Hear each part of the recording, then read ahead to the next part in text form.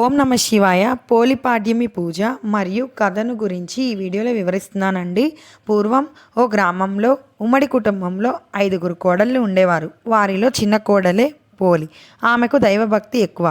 కానీ ఆ దైవభక్తి శాపంగా మారి అత్తగారి ఆగ్రహానికి కారణమైంది. ఆమె చేత ఎటువంటి పూజలు కానీ, నోములు కానీ, వ్రతాలు కానీ చేయించేది కాదు. ఇంకా కార్తీక మాసం రాగానే ఆ నెల రోజులు ఇంటి పనులు చిన్న కోడలకు అప్పగించి మిగిలిన కోడళ్లను తీసుకొని నదీ తీరానికి వెళ్ళి స్నానం ఆచరించి దీపాలు వెలిగించి వచ్చేవాళ్ళు అత్తగారు.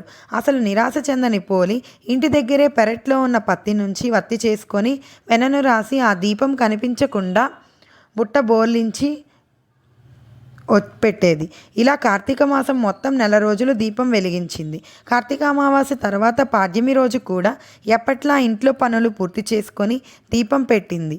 ఎన్ని అడ్డంకులు ఎదురైనా భక్తి తప్పని పోలిని చూసి దేవదూతలు దిగి వచ్చారు. ఆమెకు ప్రాణాలతోనే స్వర్గానికి తీసుకెళ్లేందుకు సిద్ధమయ్యారు.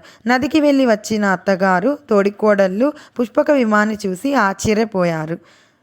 కాబట్టి కార్తీక మాసం అంతటియు చేయకపోయినా ఆ రోజున 30 వత్తులు వెలిగించి పూజను చేసుకుంటే చాలా మంచిది అని కూడా అంటారు. అందరూ కూడా నమ్ముతారు.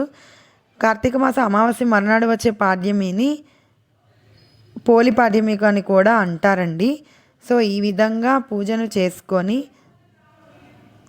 శివుని ఆశీస్సులు పొందుతారు.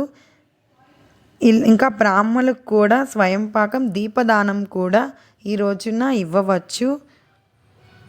కార్తీక మాసం కూడా పోలిపాడ్యమితోనే ముగుస్తుంది.